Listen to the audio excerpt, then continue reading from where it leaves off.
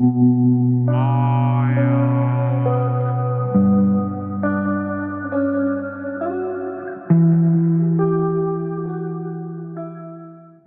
perlahan merayap, menyelimuti hutan angker alas Purwo dengan selimut kabut tipis. Suara jangkrik bersahutan, berpadu dengan bisikan angin yang menerpa ranting-ranting tua di bawah remang bulan.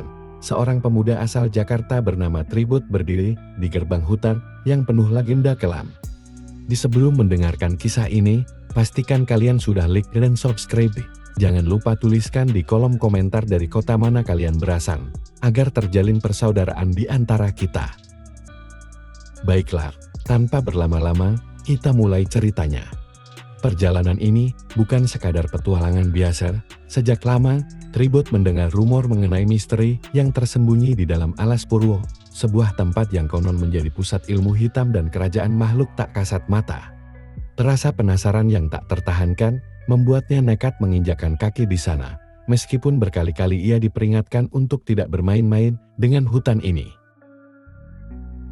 Langkahnya tertahan di jalan setapak yang dipenuhi dedaunan kering di dalam sakunya. Terselip selembar peta lusuh yang menunjukkan satu titik penting lokasi seorang penjaga hutan bernama Basumi, nenek tua yang dikabarkan telah puluhan tahun menetap di dalam hutan. Menjaga rahasia alas Purwo dari orang-orang yang berniat jahat. Semakin jauh ia melangkah, udara kian berat, menyisakan sensasi mencekam yang merayap di setiap pori kulitnya. Aroma tanah basah bercampur wangi samar yang tak dikenalnya, seolah ada sesuatu yang mengawasi dari balik kegelapan. Hening, sunyi yang mencekik. Hanya suara burung hantu sesekali memecah kesunyian, setelah berjam-jam menyusuri rute yang tak jelas. Tribut akhirnya melihat sebuah gubuk reot berdinding bambu, tersembunyi di antara pepohonan besar. Cahaya redup dari lampu minyak berkedip dari dalam, seakan menanti kedatangannya. Dengan hati-hati, ia mengangkat tangannya dan mengetuk pintu kayu yang sudah lapuk. Bunyi deritnya menggema, diikuti oleh suara langkah pelan dari dalam. Pintu itu akhirnya terbuka perlahan, menampilkan sesosok wanita tua berjubah hitam, wajahnya penuh keriput, sorot matanya tajam. Menelanjangi keberanian Tribut dalam diam. "Kau ki beneran wani mlebu alas Purwo kar?" Suara serak nenek itu memecah keheningan, menusuk jantung Tribut seperti belati dingin. Tribut menelan ludah, merinding. Ada sesuatu dalam tatapan perempuan tua itu yang membuat lututnya nyaris goyah. "Saya hanya ingin tahu misteri yang tersembunyi di hutan ini, Mbah." Senyum tipis tersungging di bibir keriput perempuan tua itu. "Ada yang datang untuk mencari. Ada pula yang tersesat. Kau yakin datang untuk mencari?" Suaranya parau, nyaris seperti bisikan yang menggema di ruangan sempit itu. Tribut menggenggam tangannya erat, tanpa menyadari bahwa keputusannya kali ini akan menjerumuskannya ke dalam perjalanan yang jauh lebih gelap daripada yang pernah ia bayangkan. Mbah Sungi melangkah perlahan, membuka pintu gubuknya lebih lebar. "Masuklah, Kal," katanya dengan suara serak. Tribut ragu sejenak. Aroma anjir bercampur bau tanah basah menyergap hidungnya, membuat bulu kuduknya berdiri. Cahaya redup dari lampu minyak memantulkan bayangan yang menari-nari di dinding anyaman bambu, menciptakan ilusi yang tak wajar. Saat melangkah masuk, Tribut melihat ruangan sempit yang dipenuhi benda-benda aneh. Sesajen berupa bunga layu tersusun rapi di atas nampan tua. Mangkuk berisi kemenyan, menguar aroma menyengat, dan beberapa patung kuno berlapis abu bertengger di sudut ruangan.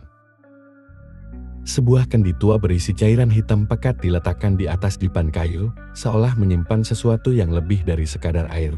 Mbah Sungi duduk bersila di atas tikar usang, menepuk lantai kayu. Di hadapannya, "Duduklah." Tribut menurut, meskipun hatinya mulai dipenuhi firasat buruk. "Dan kau datang jauh-jauh ke sini hanya untuk mencari misteri alas Purwo?" Suara Mbah Sungi terdengar lebih dalam. "Iya, Mbah," jawab Tribut, mencoba terdengar yakin. "Saya ingin tahu kebenaran tentang tempat ini." Mbah Sungi menarik napas panjang, matanya menerawan, seolah sedang membaca sesuatu yang tak bisa dilihat oleh mata biasa. Orang-orang datang ke sini dengan niat berbeda-beda. Ada yang mencari ilmu, ada yang mencari kesaktian, ada pula yang sekadar penasaran. Seperti kau. Tribut menelan ludah. Suasana dalam ruangan terasa semakin menyesakan, dan mereka yang datang itu, bagaimana nasibnya, Moah? Tanyanya pelan. Mbah Sungi menatapnya tajam. Sorot matanya menusuk seperti ingin menembus jiwa. Sebagian kembali dengan membawa sesuatu. Ia berhenti sejenak, membuat Tribut menahan napas, tapi sebagian lagi tak pernah kembali sama sekali. Kesunyian tiba-tiba menyelimuti ruangan. Dari celah dinding bambu, angin bertiup membawa suara samar, seperti bisikan yang berasal entah dari mana. Tribut mencoba mengabaikan desiran dingin yang menjalar di tengkuknya. Kalau saya ingin tahu lebih banyak, apa yang harus saya lakukan? Tanyanya, memberanikan diri. Mbah Sungi tak menjawab. Ia bangkit perlahan, berjalan menuju kendi tua di sudut ruangan. Dengan tangan keriputnya, ia mengambil segenggam tanah hitam pekat dari dalam kendi, lalu meletakkannya di telapak tangan Tribut. Cium ini, perintahnya. Tribut ragu. Bau tanah itu menyengat, seperti bercampur sesuatu yang busuk, tapi rasa penasaran lebih kuat dari ketakutannya. Dengan hati-hati, ia mendekatkan tanah itu ke hidungnya. Begitu aroma pekat itu masuk ke rongga hidungnya, kepalanya langsung berdenyut hebat. Ruangan seakan berputar. Tubuhnya limbung, bayangan di dinding bergerak liar, berputar-putar mengelilinginya. Dan suara-suara yang tak kasat mata mulai terdengar. Pandangannya berputar. Seketika, ia merasa tidak lagi berada di dalam gubuk. Dunia di sekelilingnya berubah. Bayangan hitam bergerak cepat di antara pepohonan, berkelebat seperti makhluk yang tak kasat mata. Dari dalam tanah, terdengar gemuruh menggelegar, seakan sesuatu berusaha menerobos keluar dari perut bumi. Dalam penglihatannya, ia melihat sosok-sosok tinggi berjubah hitam berdiri melingkar di tengah hutan. Mereka melantunkan doa dengan bahasa yang sama sekali tak ia mengerti. Suaranya bergema seperti mantra kuno yang menggema ke seluruh penjuru. Di tengah lingkaran itu, berlutut seorang pemuda dengan mata terbelalak penuh ketakutan. Wajahnya begitu familiar. Tribut tersentak pemuda itu mirip dirinya. Sekejap kemudian, ia kembali ke dalam gubuk. Nafasnya membulu, keringat dingin mengalir di punggungnya. Ia menoleh ke arah Mbah Sungi, yang kini tengah menatapnya dengan sorot mata tajam. Itulah sedikit dari apa yang tersembunyi di alas purwo. Suara Mbah Sungi terdengar dalam dan misterius. Kau masih ingin melanjutkan perjalananmu? Tribut tercekat. Penglihatan tadi terasa begitu nyata, seolah ia baru saja menyaksikan kejadian yang benar-benar pernah terjadi di hutan terkutuk ini. Namun sebelum ia sempat menjawab, suara langkah berat terdengar dari luar gubuk. Suara itu mendekat pelan, tapi pasti. Tribut menahan napas. Siapapun yang berada di luar sana tidak berbicara, hanya berjalan perlahan, seperti sedang mengintai. Mbah Sungi tetap tenang.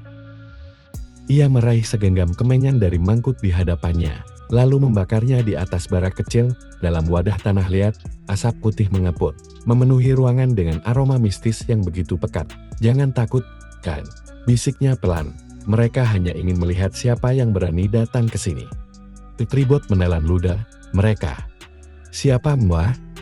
Mbah Sungi menarik napas panjang, lalu menatapnya dalam-dalam dengan sorot mata yang sulit diartikan. Sudah berabad-abad lamanya, alas purwo menjadi tempat yang tak bisa dimasuki sembarang orang.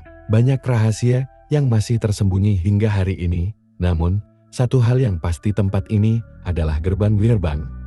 Tribut mengernyitkan daun. Gerbang kemana?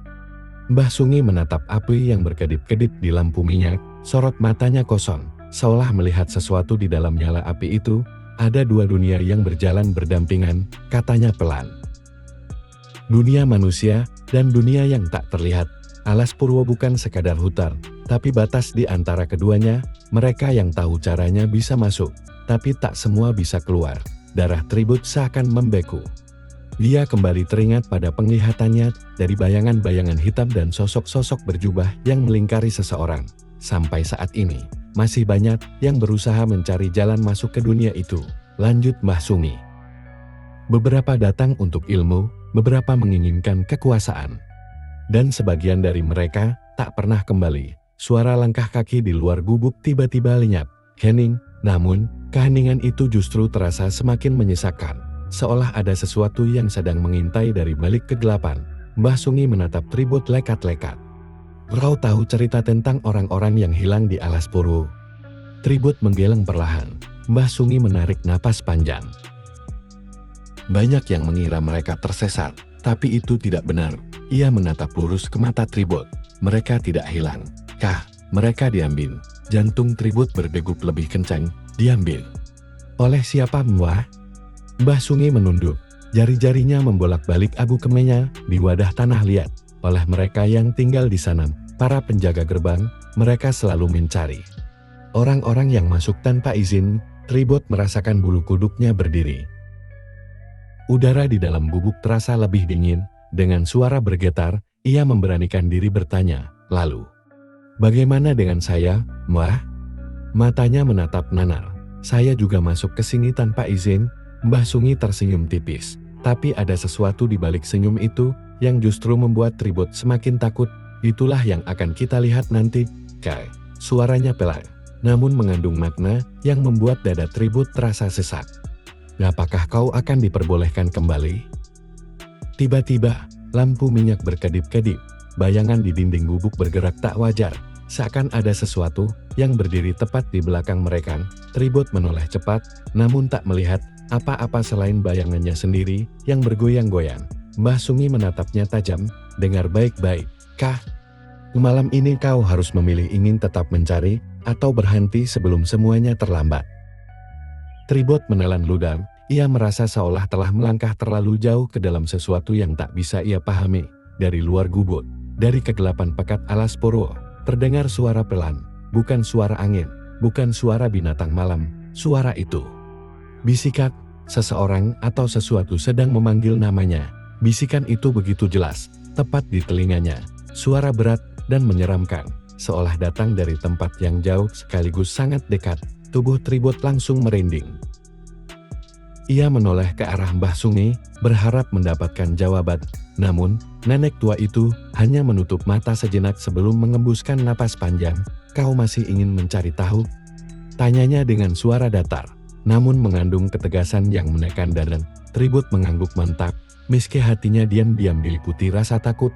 "Saya sudah sampai di sini, Mbah. Saya ingin tahu apa yang sebenarnya terjadi di alas Purwo." Mbah Sungi terdiam sejenak. Lalu, dengan gerakan perlahan, ia meraih segenggam tanah dari kendi tua di sudut ruangan. Ia membuka genggamannya, memperlihatkan tanah itu di telapak tangannya. Anehnya, tanah itu bergerak sendiri, berdenyut seperti makhluk hidup yang mencoba keluar dari genggaman. "Kau tahu kenapa alas Purwo begitu ditakuti?" tanya Mbah Sungin. Tribut menggeleng pelan, menahan napas, bersiap mendengar jawaban yang mungkin akan mengubah hidupnya selamanya. "Karena hutan ini bukan sekadar hutan, kan?" Suara Mbah Sungi terdengar pelan, tapi penuh tekanan. "Tempat ini adalah batas. Di sini, mereka yang tak terlihat hidup berdampingan dengan kita." Tribut semakin penasaran, "Maksudnya makhluk halus?" Mbah Sungi tersenyum tipis. "Bukan sekadar makhluk halus biasa." Cah, matanya menatap tajam, membuat udara di dalam gubuk terasa lebih berat. "Mereka lebih tua dari yang bisa kau bayangkan. Mereka yang menguasai tempat ini. Para raja gaib, penjaga gerbang dunia lain, dan mereka yang menundukkan jiwa-jiwa baru." Jantung Tribut berdegup kencang. "Jiwa-jiwa baru." Mbah Sungi menghela napas, lalu melanjutkan, "Setiap tahun, ada orang-orang yang hilang di alas Purwo, sebagian kembali. Tapi dengan perubahan yang tak bisa dijelaskan, sebagian lagi tak pernah ditemukan. Mereka yang tak kembali bukan tersesat, Kah. Mereka diambil." Darah Tribut berdesir. "Diambil oleh siapa, Mbah?" Nenek tua itu menatap api lampu minyak yang berkedip-kedip. "Dulu, sebelum zaman modern, tempat ini adalah tanah suci bagi mereka yang mencari ilmu tinggi. Banyak petapa datang ke sini. Mereka bermeditasi, bersemedi, mencari pencerahan." Ia berhenti sejenak, menatap Tribut sebelum melanjutkan. "Tapi manusia melakukan satu kesalahan besar. Mereka membuka sesuatu yang seharusnya tetap tertutup." "Membuka?" Tribut bertanya. Bulu kuduknya meremang. "Maksudnya apa, Mbah?" Mbah Sungi mengambil segenggam tanah dari kendi tua di sudut ruangan, lalu meniupnya pelan. Tanah itu berhamburan, tapi anehnya, di antara butiran debu yang melayang di udara, Tribut melihat sesosok bayangan hitam. Sekilas, namun cukup jelas, ada gerbang di dalam hutan ini. Suara Mbah Sungi berubah lirih, gerbang menuju tempat mereka, dan manusia selalu ingin tahu apa yang ada di baliknya. Tribut merasakan napasnya semakin berat terjadi. Ada tempat lain di dalam alas purwo. Matanya berbinar dengan rasa ingin tahu. Saya ingin melihatnya, Mbah. Sekejap, sorot mata Mbah Sungi berubah tajam, nyaris marah. Jangan gegabah, Kah. Suaranya sedikit meninggi, tidak semua yang masuk bisa kembali. Bahkan aku sendiri tak pernah berani mendekati tempat itu. Cah, suara Mbah Sungi terdengar berat, seolah menyimpan ketakutan yang mendalam. Namun, bukannya mundur, Tribot justru semakin penasaran. Tapi kalau tidak ada yang pernah masuk, bagaimana orang bisa tahu kalau gerbang itu benar-benar ada? Mbah Sungi menutup matanya sesaat, seakan mengingat sesuatu yang kelam. Saat ia kembali membuka mata, suaranya terdengar lirih, karena mereka yang berhasil kembali tidak lagi menjadi manusia yang sama. Seketika, suara langkah kakek berat kembali terdengar dari luar gubuk. Kali ini, lebih banyak, seolah ada beberapa sosok atau sesuatu sedang mengitari tempat itu. Lampu minyak tiba-tiba berkedip-kedip, lalu padam, gelap. Tribot menahan napas. Dalam kegelapan pekat, ia bisa merasakan keberadaan sesuatu. Sesuatu yang mengawasinya, dan kemudian, suara itu kembali. Tribot, kau ingin melihatnya? Kami menunggumu. Darah Tribot berdesir. Apapun yang berbicara itu, mereka tahu namanya. Mbah Sungi menggenggam tangannya erat, suaranya pelan, tapi penuh peringatan. Ini kesempatan terakhir. Kah, jika kau terus mencari, mereka akan membawamu. Namun, dalam hati Tribot, ketakutan itu bercampur dengan rasa penasaran yang semakin membara. Ia harus melihat sendiri apapun yang terjadi. Suara yang memanggil namanya tadi terdengar lebih dekat, seolah hanya berjarak beberapa langkah dari gubuk. Dengan tangan gemetar, Mbah Sungi berusaha menyalakan kembali lampu minyak. Api kecil kembali menyala, membuat bayangan-bayangan di dinding tampak bergerak seperti sosok-sosok yang hidup. Cah, suara Mbah Sungi terdengar serak. Aku sudah bilang, kalau kau terus mencari, mereka akan datang. Tribot menggigit bibir, tapi tetap pada pendiriannya. Saya harus tahu, Mbah. Tatapannya penuh tekad. Saya tidak bisa berhenti sampai di sini. Mbah Sungi menatapnya lama, seolah mencari sesuatu di wajahnya. Lalu, dengan helaan napas panjang, ia akhirnya berkata, baiklah. Kalau itu maumu, aku akan menunjukkan jalannya. Tapi kau harus bersumpah untuk tidak melangkah lebih jauh dari batas yang kutunjukkan. Tribot mengangguk tanpa ragu. Mbah Sungi mengambil tongkat kayu tua yang bersandar di dinding gubuknya. Ikuti aku. Mereka melangkah keluar dari gubuk. Udara malam di tengah alas purwo terasa lebih dingin dari sebelumnya. Angin bertiup pelan, membawa aroma dedaunan basar yang bercampur dengan bau dupa dari dalam gubuk. Mbah Sungi berjalan di depan, langkahnya pelan, tapi pasti. Tribot mengikutinya dengan hati-hati. Semakin jauh mereka melangkah ke dalam hutan, semakin Tribot merasakan sesuatu yang janggal. Udara terasa lebih berat, seolah ada sesuatu yang menekan tubuhnya. Yang lebih aneh, suara alam yang biasanya ramai perlahan menghilang. Tidak ada suara jangkrik, tidak ada burung malam, bahkan gemerisik dedaunan pun lenyap. Hutan ini terlalu sunyi. Setelah berjalan sekitar 15 menit, Mbah Sungi tiba-tiba berhenti. Ia menunjuk sebuah tanah lapang kecil di depan mereka, dikelilingi pohon-pohon besar yang tampak jauh lebih tua dari yang lain. Inilah batasnya, Kah, ujar Mbah Sungi dengan suara lirih. Jangan pernah melewatinya. Tribot mengamati tempat itu dengan saksama. Sekilas, tidak ada yang aneh. Namun, semakin lama ia menatapnya, semakin kuat rasa tidak nyaman menjalar di tubuhnya. Tanah di tengah lapangan itu lebih gelap daripada sekelilingnya, seolah pernah terbakar. Tidak ada satupun rumput yang tumbuh di sana. Tapi yang paling membuat Tribot bergidik ngeri adalah sesuatu yang berdiri di tengah-tengahnya. Sebuah batu besar setinggi pinggang orang dewasa. Namun, yang membuatnya semakin merinding adalah bayangan-bayangan yang bergerak di sekitar batu itu. Bukan bayangan pohon, bukan pula bayangan mereka. Bayangan itu bergerak sendiri. Tanpa sadar, Tribot melangkah lebih dekat. Tubuhnya seakan tertarik oleh sesuatu yang tak terlihat, tapi sebelum ia bisa mendekat lebih jauh, tangan Mbah Sungi mencengkeram lengannya dengan kuat. Jangan bodoh, Kah. Suara Mbah Sungi terdengar marah sekaligus ketakutan. Itu bukan tempat untuk manusia. Namun, sebelum Tribot bisa menjawab, sesuatu terjadi. Angin kencang tiba-tiba berhembus, membawa bisikan-bisikan aneh yang terdengar dari segala arah. Udara yang tadinya dingin berubah menjadi menusuk tulang, dan kemudian, suara itu terdengar lagi, Tribot. Kau sudah datang. Seketika, batu besar di tengah lapangan itu mulai bergetar, dan bayangan-bayangan di sekitarnya bergerak semakin liar. Tribot bisa merasakan jantungnya berdetak begitu kencang. Mbah Sungi menariknya mundur dengan panik. Kita harus pergi, sekarang. Tapi tubuh Tribot terasa berat, seolah ada sesuatu yang mencengkeramnya, menariknya menuju batu itu.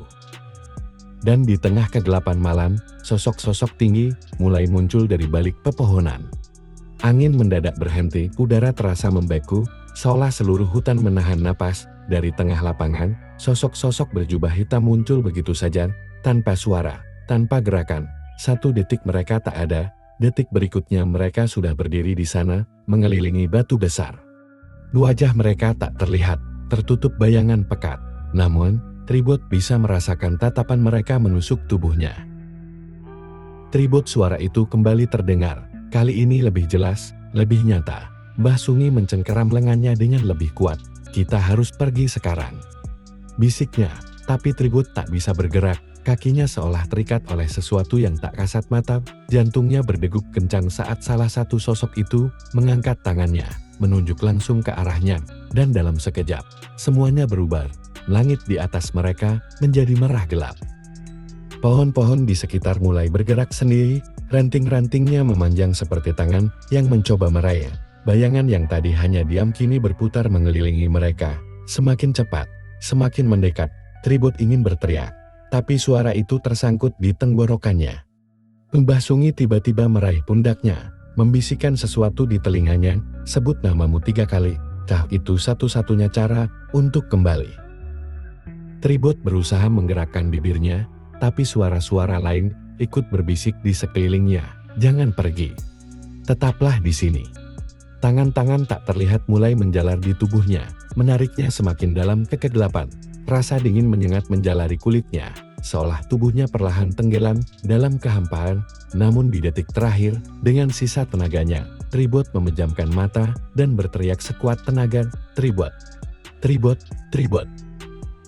Seketika, semuanya terhenti. Cahaya terang menyilaukan matanya, udara yang tadinya membeku kini hangat kembali. Saat Tribot membuka mata, ia sudah kembali. Ia berdiri di depan gubuk Mbah Sungi, tubuhnya gemetar, napasnya tersengal. Mbah Sungi ada di sampingnya, menatapnya dengan wajah pucat. Mereka sudah tahu namamu, kan? Bisik Mbah Sungi dengan suara bergetar, dan mereka tidak akan berhenti memanggilmu. Kau hampir saja hilang, Kal. Tribot menoleh ke arah hutan. Lapangan itu sudah tak ada, batu besar yang tadi berdiri kokoh pun lenyap. Seolah tak pernah ada, seakan tempat itu hanya sebuah ilusi yang hidup di antara dua dunia. Namun, dari dalam kegelapan alas purwo, suara itu terdengar lagi, pelan, halus, kami akan menunggumu. Tribot berdiri terpaku di depan gubuk Mbah Suming, keringat dingin mengalir di pelipisnya. Jantungnya berdegup begitu cepat, napasnya tersengal-sengal, seolah ia baru saja berlari bermil-mil, tanpa henti. Mbah Sumi menatapnya dengan sorot mata yang sulit diartikan, antara lega dan prihatin. Kau beruntung masih bisa kembali, Karl, katanya pelan. Tidak semua orang seberuntung itu. Tribot menelan ludah, dadanya masih terasa sesat, tapi pikirannya perlahan mulai jernih. Apa yang sebenarnya terjadi tadi, Muah? Tanyanya, suaranya bergetar. Mbah Sumi menghela napas panjang. Kau sudah melihatnya sendiri, bukan? Matanya menerawang jauh. Mereka memang ada di sana. Mereka yang sejak dulu menunggu. Mereka yang sejak dulu menjaga gerbang itu. Tribot menunduk, mencoba mencerna semua yang telah ia alami. Ia datang ke alas purwo karena rasa penasaran, ingin mengungkap misterinya. Namun kini, ia sadar. Beberapa rahasia memang lebih baik tetap tersembunyi. Apa mereka akan terus mengikuti aku? Bisiknya lirih. Mbah Sumi menggeleng perlahan. Tidak. Kau sudah kembali ke dunia ini. Ia terdiam sejenak, lalu menatap Tribot dengan tatapan tajam. Tapi ingat, Kah, sekali kau dipanggil oleh mereka, mereka tidak akan pernah benar-benar melupakanmu. Dingin menjalar ke tulang belakang Tribot.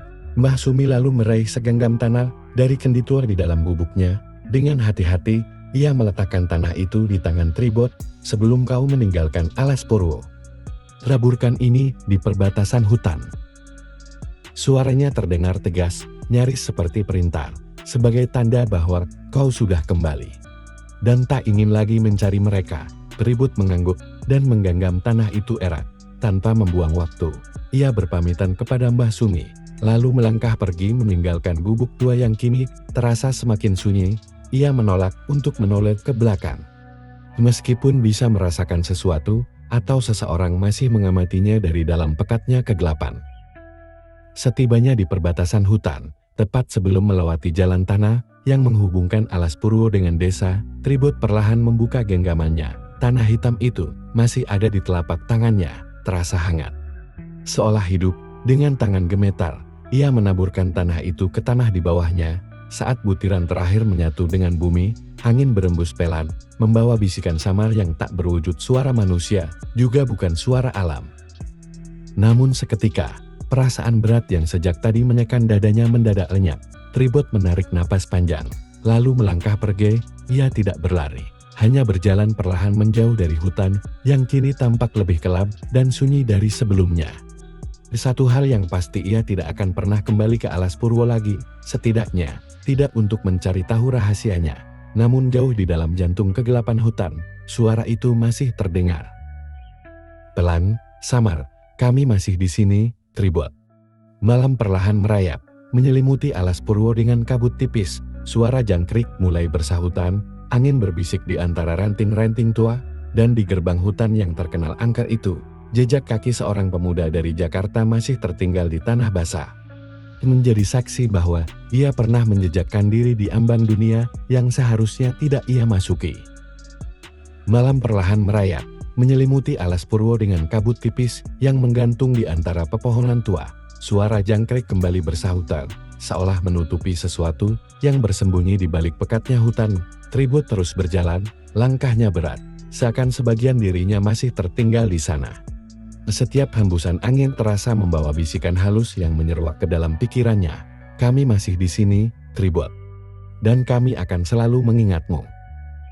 Tribut merapatkan jaketnya. Meski udara malam tidak sedingin yang ia rasakan di dalam dirinya, ia mempercepat langkah, berharap segera sampai di jalan utama, di mana peradaban kembali menyambutnya. Tapi sesuatu membuatnya berhenti di depan sana, hanya beberapa meter dari batas desa. Ia melihat sesosok bayangan berdiri di tengah jalan setapak. Sosok itu tidak bergerak, tidak bersuara. Tribut menahan napas, mencoba meyakinkan dirinya bahwa itu hanyalah bayangan pohon, atau mungkin ilusi, karena kelelahan. Tapi kemudian, bayangan itu bergerak, pelan, sangat pelan. Tribut ingin berbalik dan berlari, tapi tubuhnya terasa kaku. Lalu sosok itu berbisik, "Kau pikir kau sudah kembali, Tribut?" Darahnya membeku, suaranya berat, terlalu berat untuk ukuran manusia. Dalam hitungan detik, Tribut menyadari sesuatu yang lebih mengerikan, jalan yang ia lalui. Jalan yang seharusnya membawanya kembali ke desa. Tidak lagi mengarah kemanapun, ia masih di sana, di dalam Alas Purwo, dan sosok itu mulai mendekat. Dari kisah ini, kita bisa belajar bahwa rasa penasaran harus dibarengi dengan kebijaksanaan. Jangan sampai keingintahuan membawa kita pada sesuatu yang tidak bisa kita kendalikan. Setiap tempat memiliki aturannya sendiri, dan kita sebagai manusia harus tahu batasan kita. Jika suatu tempat sudah dianggap sakram atau angker, hormatilah. Jangan datang dengan niat menantang atau mencari pembuktian semata, sebab bukan kita yang berhak menentukan apakah sesuatu itu nyata atau tidak. Kadang cukup percaya dan tidak mengusik sudah menjadi cara terbaik untuk menghormati keberadaan mereka. Dan yang paling penting, selalu berpegang teguh pada keimanan dalam situasi apapun. Jangan lupa berdoa dan meminta perlindungan kepada Allah. Karena hanya dengan perlindungannya, kita bisa terhindar dari hal-hal yang tidak diinginkan. Terima kasih sudah mengikuti cerita ini sampai akhir. Jangan lupa like, komen, dan subscribe untuk cerita-cerita menarik lainnya. Jika kalian punya pengalaman mistis atau ingin berbagi pendapat tentang kisah ini, tuliskan di kolom komentar. Semoga kita semua selalu dalam lindungan Allah. Wassalamualaikum warahmatullahi wabarakatuh.